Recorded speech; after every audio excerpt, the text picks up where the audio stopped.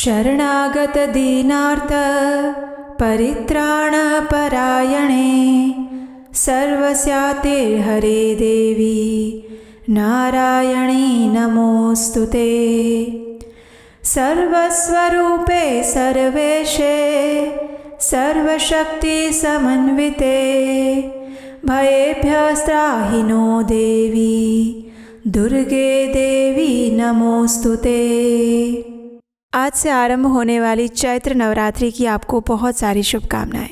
देवी दुर्गा आप और आपके परिवार की रक्षा करें, आपको हर प्रकार के सुख, संपत्ति और धन धान्य से समृद्ध करें, यही प्रार्थना करते हैं।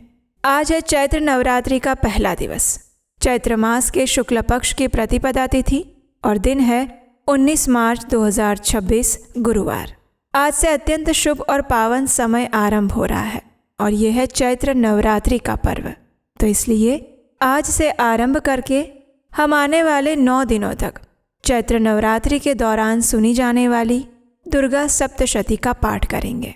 देवी पुराण में वर्णन आता है कि नवरात्रि के इन मंगलमय दिनों में जो भी मनुष्य पूर्ण श्रद्धा और भक्ति भाव से 9 दिनों तक शुरुआत से लेकर अंत तक इस दुर्गा सप्तशती पाठ का श्रद्धापूर्वक श्रवण करता है या पठन करता है, उसकी हर मनोकामनाएं पूर्ण होती हैं। माँ दुर्गा की विशेष कृपा उनके ऊपर बरसती हैं, उनके हर कामों की सिद्धि हो जाती हैं और इसीलिए इस दुर्गा सप्तशती पाठ का आरंभ से लेकर अंत तक पूर्ण श्रवण करना अत्यंत आवश्यक है। तो हम भी आप सभी भक्तों से यही निवेदन करते हैं कि आज से आरंभ होने वाले इस दुर्गा सप्तशती पाठ का आरंभ से लेकर अंत तक पूर्ण श्रद्धा के साथ श्रवण कीजिएगा। पूर्ण समर्पण और भक्ति भाव से इस कथा को सुनकर आप देवी दुर्गा के प्रति अपनी भक्ति में वृद्धि कर सकते हैं। और इसके साथ ही आज के इस वीडियो के अंत में आपके लिए एक सुंदर विशेष देवी स्तुति भी है, जिसे सुने बिना आपकी ये कथा श्रवण अधूरा रह सकता है, जो अत्यंत मधुर है और आपकी भक्ति में अभिवृद्धि करने वाला है। तो इसलिए अंत तक आज इस वीडियो को अवश्य सुनिएगा और अगर अच्छा लगे तो इसे लाइक करके अन्य लोगों को भी शेयर कीजिएगा। तो चलिए आज से आरंभ होने वाले इस चैत्र नवरात्रि के पावन पर्व पर हम आरंभ करते हैं दुर्गा सप्तशती पाठ का। और आज सुनते हैं दुर्गा सप्तशती पाठ अध्याय 1। आइए आज का दुर्गा सप्तशती पाठ आरंभ करते हैं। दुर्गा सप्तशती पाठ के आरंभ में भगवान शिव देवी पार्वती से एक विशेष प्रश्न पूछते हैं और ये प्रश्न इसी दुर्गा सप्तशती पाठ के महत्व से जुड़ा हुआ है। आइए सुनते हैं। भगवान शिव ने कहा, हे देवी, तुम भक्तों के लिए अत्यंत सुलभ हो और सभी कर्मों का विधान करने वाली हो। इस घोर कलयुग में इच्छाओं की सिद्धि हेतु अगर कोई उपाय है तो कृपया उसे अपनी सुंदर वाणी द्वारा सम्यक रूप से मुझे बताओ। भगवान शिव की ये बात सुनकर देवी पार्वती ने कहा, हे देवेश्वर, आपका मेरे ऊपर अपार स्नेह है। इस कलयुग में सभी कामनाओं को सिद्ध करने वाला जो साधन है उसी के विषय में मैं आपको बताऊंगी और उसका नाम है अम्बा स्तुति। इसे दुर्गा सप्तशती भी कहा जाता है। इसके प्रारंभ में आता है सप्त श्लोकी दुर्गा मंत्र और इस दुर्गा सप्त श्लोकी स्तोत्र मंत्र के नारायण ऋषि हैं। इसका छंद है अनुष्टुप। श्री महाकाली, महालक्ष्मी और महासरस्वती इनके देवता हैं। देवी दुर्गा की प्रसन्नता हेतु सप्त श्लोकी दुर्गा पाठ में इसको समाविष्ट किया जाता है। वे भगवती महामाया देवी ज्ञानियों के चित्त को भी बलपूर्वक खींचकर मोह में डाल सकती है। माँ दुर्गे, आप स्मरण करने पर सभी प्राणियों का भय हर लेती हैं और स्वस्थ पुरुषों द्वारा चिंतन करने पर उन्हें परम कल्याणकारी बुद्धि प्रदान करती हैं। दुख, दरिद्रता और भय हरने वाली देवी हैं। आपके सिवा दूसरा और कौन है जिनका चित्त सभी का उपकार करने के लिए सदैव दयार्द्र बना रहता हो। हे नारायणी, आप हर प्रकार के मंगल प्रदान करने वाली मंगलमयी देवी हैं। आप कल्याणदायिनी शिवा हैं। सभी पुरुषार्थों को सिद्ध करने वाली शरणागत वत्सला, 3 नेत्रों वाली और गौरी हैं। मैं आपको नमस्कार करती हूँ। शरण में आए हुए दीन और पीड़ित जनों की रक्षा में संलग्न रहने वाली और सभी की पीड़ा दूर करने वाली हे नारायणी देवी, आपको नमस्कार है। सर्व स्वरूपा, सर्वेश्वरी और सब प्रकार की शक्तियों से संपन्न हे दिव्य स्वरूपा दुर्गे देवी, आप सभी भयों से हमारी रक्षा करें, आपको नमस्कार है। हे देवी, आप प्रसन्न होने पर सभी रोगों को नष्ट कर देती हैं और क्रोधित होने पर मनोवांछित सभी कामनाओं का नाश कर देती हैं। जो भी मनुष्य आपकी शरण में जा चुके हैं उन पर विपत्ति तो आती ही नहीं है। आपकी शरण में आए हुए प्रत्येक मनुष्य दूसरों को शरण देने वाले बन जाते हैं। हे सर्वेश्वरी देवी, आप इसी प्रकार तीनों लोकों की समस्त बाधाओं को शांत करें और हमारे शत्रुओं का नाश करती रहे। और इस प्रकार दुर्गा सप्तशती पाठ से पूर्व पढ़ा जाने वाला सप्तश्लोकी दुर्गा कवचम संपूर्ण हुआ। आइए अब हम दुर्गा सप्तशती पाठ के प्रथम अध्याय का श्रवण करते हैं। नवरात्रि के पावन दिनों में प्रत्येक दिन इस दुर्गा सप्तशती पाठ का पठन या फिर श्रवण करना चाहिए। श्री दुर्गायै नमः। प्रथम अध्याय। मेधा ऋषि द्वारा राजा सुरथ और समाधि को भगवती की महिमा बताते हुए मधु और कैटभ वध के प्रसंग का वर्णन। ओम। प्रथम चरित्र के ब्रह्मा ऋषि, महाकाली देवता, गायत्री छंद, नंदा शक्ति, रक्त दंतिका बीज, अग्नि तत्व और ऋग्वेद स्वरूप हैं। देवी महाकाली देवताओं की प्रसन्नता के लिए प्रथम चरित्र के जप में विनियोग किया जाता है। भगवान विष्णु के सो जाने पर मधु और कैटभ को मारने के लिए कमल जन्मा ब्रह्मा जी ने जिनका स्तवन किया था, उन महाकाली देवी का मैं सेवन करती हूँ। वे अपने 10 हाथों में खड्ग, चक्र, गदा, बाण, धनुष, परिघ, शूल, भूषुंडी, मस्तक और शंख धारण करती हैं। इस देवी के 3 नेत्र हैं। वे सभी अंगों में दिव्य आभूषणों से सुशोभित हैं। उनके सुंदर शरीर की कांति नील मणि के समान है। वे 10 मुख और 10 पैरों से युक्त हैं और ऐसी चंडी देवी को नमस्कार है। कथा आरंभ करते हुए श्री मार्कंडेय ऋषि ने कहा, सूर्य के पुत्र सावर्णी जो 8वें मनु कहे जाते हैं, उनकी उत्पत्ति की कथा विस्तार पूर्वक अब मैं सुना रहा हूँ। ध्यान पूर्वक सुनिए। सूर्य कुमार महाभाग सावर्णी भगवती महामाया के अनुग्रह से जिस प्रकार मनवंतर के स्वामी हुए, वही प्रसंग मैं सुनाऊंगा। बहुत पूर्व काल की बात है। स्वरोचिष मनवंतर में सुरथ नाम के एक राजा हो गए। वे चैत्र वंश में उत्पन्न हुए थे। उनका समस्त भूमंडल पर अधिकार था। वे प्रजा का अपने ही पुत्रों की तरह धर्म पूर्वक पालन करते थे। फिर भी उस समय कोला विद्वंसी नाम के क्षत्रिय उनके शत्रु बन गए। राजा सुरथ की दंड नीति बड़ी प्रबल थी। उनका शत्रुओं के साथ भीषण संग्राम हुआ। हालांकि कोला विद्वंसी संख्या में कम थे, लेकिन फिर भी राजा सुरथ उस युद्ध में उनसे परास्त हो गए। तब वे युद्ध भूमि से अपने नगर में लौट आए और मात्र अपने देश के ही राजा बनकर रह गए।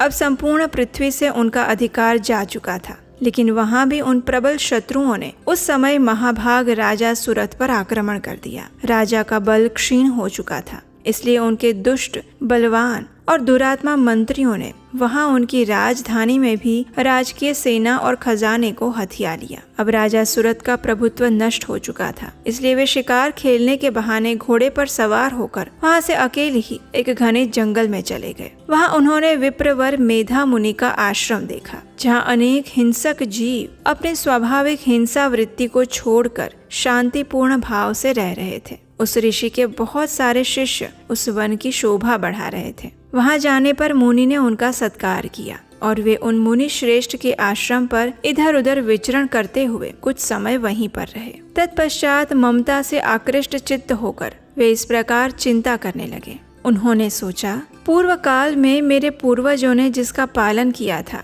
वही नगर आज मुझसे रहित है। न जाने मेरे दुराचारी भृत्यगण उसकी धर्म पूर्वक रक्षा कर रहे होंगे या नहीं। जो सदैव मद की वर्षा करने वाला और शूरवीर था, वो मेरा प्रधान हाथी अब शत्रुओं के अधीन होकर न जाने किन भोगों को भोगता होगा। जो लोग मेरी कृपा, धन और भोजन पाने से सदा मेरे पीछे पीछे चलते थे, वे निश्चय ही अब दूसरे राजाओं का अनुसरण करते होंगे। उन अपव्ययी लोगों के द्वारा सदैव खर्च होते रहने के कारण अत्यंत कष्ट से जमा किया हुआ मेरा वो खजाना खाली हो जाएगा। ये और ऐसी अनेक बातें राजा सुरथ निरंतर सोचते रहे। एक दिन उन्होंने वहाँ ऋषि मेधा के आश्रम के निकट एक वैश्य को देखा। उसे देखकर उन्होंने पूछा, भाई तुम कौन हो? यहाँ तुम्हारे आने का कारण क्या है? तुम क्यों शोकग्रस्त और अनमने से दिखाई दे रहे हो? राजा सुरथ द्वारा इस प्रकार प्रेम पूर्वक पूछे जाने पर उस वैश्य ने विनीत भाव से उन्हें प्रणाम किया और उनसे इस प्रकार कहा,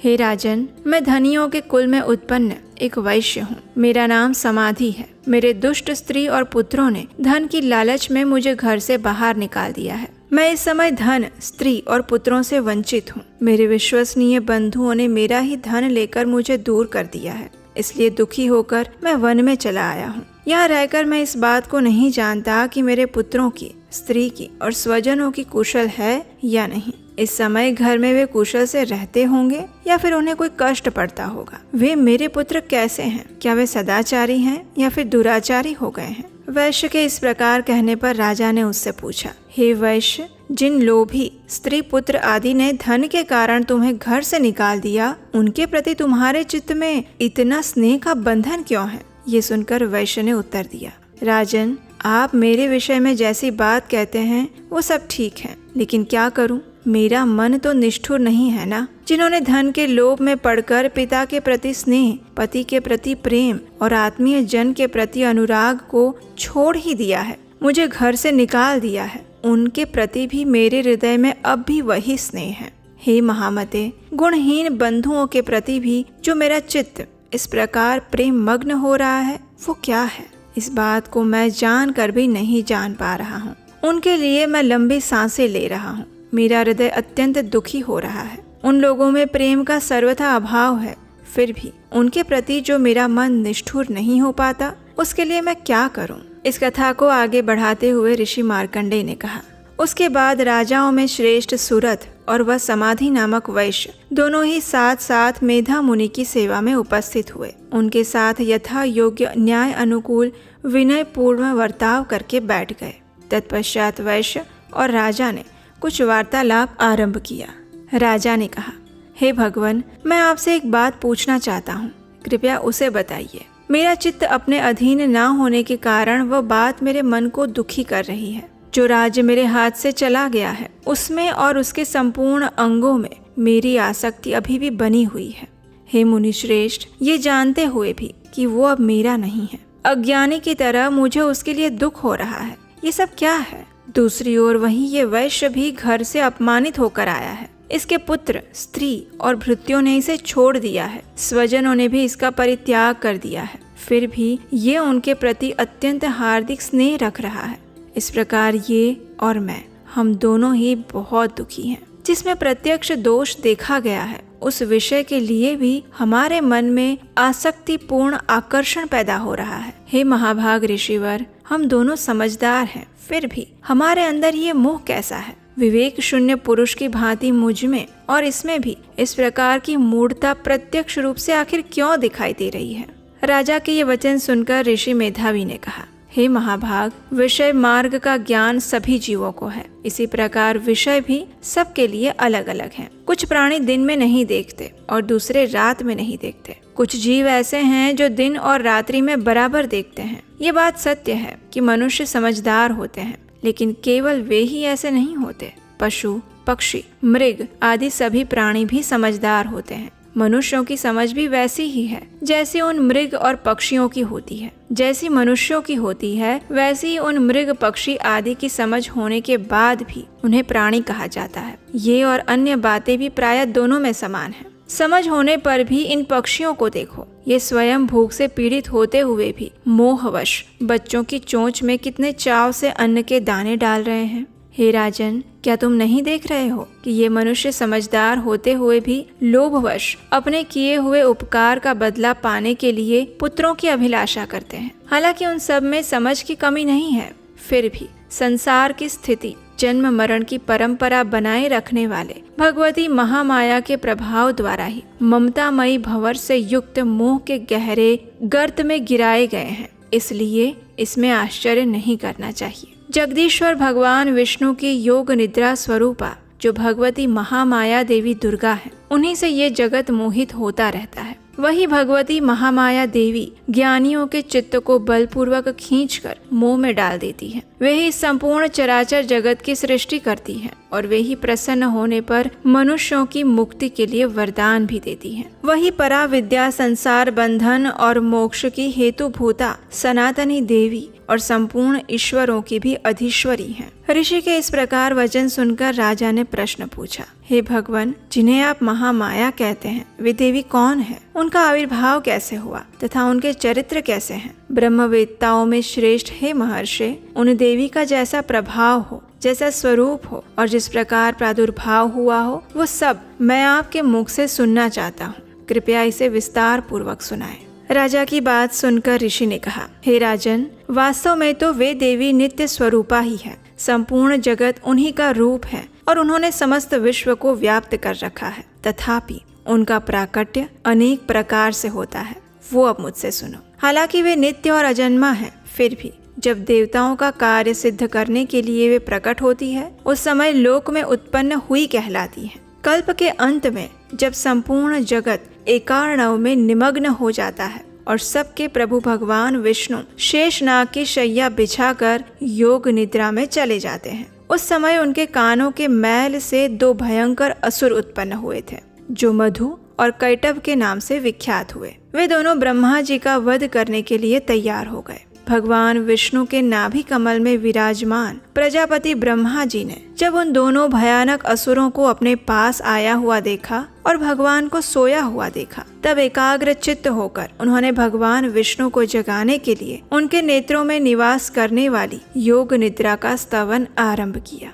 जो इस विश्व की अधीश्वरी, जगत को धारण करने वाली, संसार का पालन और संहार करने वाली तथा तेज स्वरूपा भगवान विष्णु की अनुपम शक्ति है। उन्हीं भगवती निद्रा देवी की भगवान ब्रह्मा जी स्तुति करते हुए इस प्रकार कहने लगे। ब्रह्मा जी ने कहा, हे देवी, तुम ही स्वाहा, तुम ही स्वधा और तुम ही वषटकार हैं। स्वर भी आपके ही स्वरूप हैं। आप ही जीवन दायिनी सुधा हैं। नित्य अक्षर प्रणव में अकार, उकार, मकार इन 3 मात्राओं के रूप में आप ही स्थित रहती हैं तथा इन 3 मात्राओं के अतिरिक्त जो भी बिंदु रूपा नित्य अर्धमात्रा है, जिसका विशेष रूप से उच्चारण नहीं किया जा सकता, वो भी आप ही हैं। हे देवी, आप ही संध्या, सावित्री और परम जननी हैं। हे देवी, आप ही इस विश्व ब्रह्मांड को धारण करती हैं। आपसे इस जगत की सृष्टि होती है, आपसे इसका पालन होता है। सदा तुम ही कल्प के अंत में सबको अपना ग्रास बना लेती हो। हे जगन्मयी देवी, इस जगत की उत्पत्ति के समय आप सृष्टि रूपा हैं, पालन काल में स्थिति रूपा हैं और कल्पांत के समय में संहार रूप धारण करने वाली हैं। आप ही महाविद्या, महामाया, महामेधा, महास्मृति, महामोह रूपा महासुरी हैं। आप ही तीनों गुणों को उत्पन्न करने वाली सबकी प्रकृति हैं। भयंकर काल रात्रि, महारात्रि और मोह रात्रि भी आप ही हैं। आप ही श्री, आप ही ईश्वरी, आप ही ह्रीम और आप ही बोध स्वरूपा बुद्धि हैं। लज्जा, पुष्टि, तुष्टि, शांति और क्षमा भी आप हैं। आप खड़ग धारिणी, शूल धारिणी, घोर रूपा, गदा और चक्र, शंख और धनुष धारण करने वाली हैं। बाण, भुषुंडी और परिघ ये आपके अस्त्र हैं। आप सौम्य और सौम्यतर हैं। इतना ही नहीं, जितने भी सौम्य और सुंदर पदार्थ हैं, उन सब की अपेक्षा आप अत्यधिक सुंदरी हैं। पर और अपर, सबसे परे रहने वाली परमेश्वरी आप हैं। सर्वस्वरूपे देवी, कहीं भी सत असत रूप जो कुछ भी वस्तुएं हैं और उन सब की जो शक्ति हैं, वे आप ही हैं। ऐसी अवस्था में आपकी स्तुति क्या हो सकती है? जो इस जगत की सृष्टि, पालन और संहार करते हैं, उन भगवान को भी जब आपने निद्रा के अधीन कर दिया है, तब आपकी स्तुति करने में यहाँ कौन समर्थ हो सकता है? मुझको, भगवान शंकर को और भगवान विष्णु को भी तुमने अपने शरीर में धारण किया है, अतः आपकी स्तुति करने की शक्ति किसमें है? हे देवी, आप तो अपने इन उदार प्रभावों से ही प्रशंसित हैं। ये जो दोनों दुर्धर्ष असुर मधु और कैटभ हैं, इनको मोह में डाल दो और जगदीश्वर भगवान विष्णु को शीघ्र ही जगा दो। साथ ही इनके भीतर इन दोनों महान असुरों को मार डालने की बुद्धि उत्पन्न कर दो। हे राजन, जब ब्रह्मा जी ने वहाँ मधु और कैटभ को मारने के उद्देश्य से भगवान विष्णु को जगाने के लिए तमोगुण की अधिष्ठात्री देवी योग निद्रा की इस प्रकार स्तुति की, तब वे भगवान के नेत्र, मुख, नासिका, बाहु, हृदय और वक्ष स्थल से निकलकर अव्यक्त जन्मा ब्रह्मा जी की दृष्टि के समक्ष उपस्थित हो गई। योग निद्रा से मुक्त होने पर जगत के स्वामी भगवान जनार्दन उस एकार्णव के जल में शेषनाग की शैया से जाग उठे। फिर उन्होंने उन दोनों असुरों को देखा। वे दुरात्मा मधु और कैटभ अत्यंत बलवान और पराक्रमी थे। क्रोध से लाल आंखें किए ब्रह्मा जी को खा जाने के लिए उद्योग कर रहे थे। और तब भगवान श्री हरि ने उठकर उन दोनों के साथ 5000 वर्षों तक मात्र बाहु युद्ध किया। वे दोनों भी अत्यंत बल के कारण उन्मत्त हो चुके थे। इधर महामाया ने भी उन्हें मोह में डाला हुआ था और इसलिए वे भगवान विष्णु से कहने लगे, हम तुम्हारी वीरता से संतुष्ट हैं, तुम हम लोगों से कोई वर मांगो। तब भगवान विष्णु ने कहा, यदि तुम दोनों मुझ पर प्रसन्न हो तो अब मेरे हाथ से मारे जाओ, बस इतना ही वर चाहिए मुझे, यहाँ दूसरे किसी वर से क्या लाभ। इस प्रकार धोखे में आ जाने पर जब उन्होंने संपूर्ण जगत में जल ही जल देखा, तब कमल नयन भगवान से कहा, जहाँ पृथ्वी जल में डूबी हुई ना हो, जहाँ सूखा स्थान हो, वहीं हमारा वध करो। तब तथास्तु कहकर शंख चक्र और गदा धारण करने वाले भगवान ने उन दोनों के मस्तक अपनी जांघ पर रखकर चक्र से काट डाले। और इस प्रकार ये देवी महामाया ब्रह्मा जी की स्तुति करने पर स्वयं प्रकट हुई थी। और अब पुनः आपसे उनके प्रभाव का मैं वर्णन करता हूँ। इस प्रकार श्री मार्कंडेय पुराण में सावर्णिक मनवंतर की कथा के अंतर्गत देवी महात्म्य में मधु कैटभ वध नामक पहला अध्याय पूर्ण हुआ। ओम श्री दुर्गाय नमः। जग जननी जय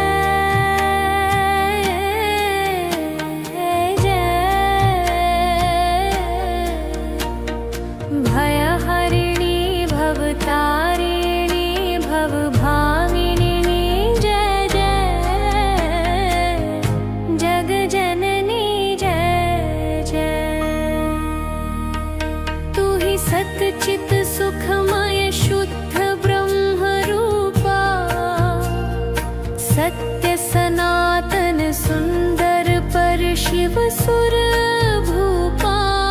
जग जननी जय जय। आदि अनादि अनामय अविचल अविनाशी, अमल अनंत अगोचर अज आनंद राशि। जग जननी जय जय। अविकारी अघहारी अकल कलाधारी, करता विधि भरता हरि हर संहारकारी। जग जननी जय जय। तू विधिवधू रमा तू मां महामाया, मूल प्रकृति विद्या तू जननी जाया।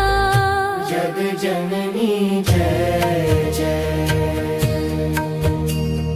राम कृष्ण तू सीता व्रज रानी राधा, तू वांछा कल्पद्रुम हारिणी सब बाधा। जग जननी जय जय। दश विद्या नव दुर्गा नाना शस्त्र करा, अष्टमातृका योगिनी नव नव रूप धरा। जग जननी जय जय। तू परधाम निवासिनी महाविलासिनी, तू ही श्मशान विहारिणी तांडवलासिनी तू। जग जननी जय जय।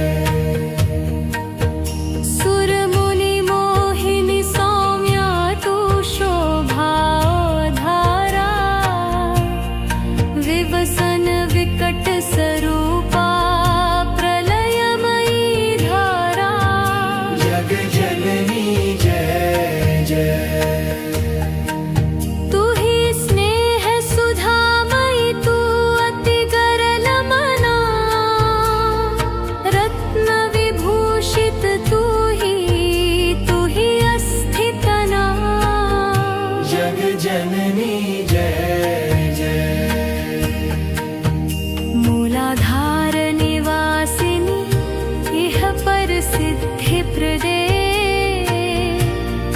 कालातीता काली कमला तू वरदे जग जननी जय जय शक्ति शक्तिधर तू ही नित्य भेदमयी भेद प्रदर्शिनी वाणी विमले वेदत्रयी जग जननी जय जय हम अति दीन दुखी माँ विपत जाल घेरे हैं कपूत अति कपटी पर बालक तेरे जग जननी जय जय निज स्वभावश जननी दया दृष्टि की जय करुणा कर करुणा में चरण शरण दी जय जग जननी जय जय जग जननी जय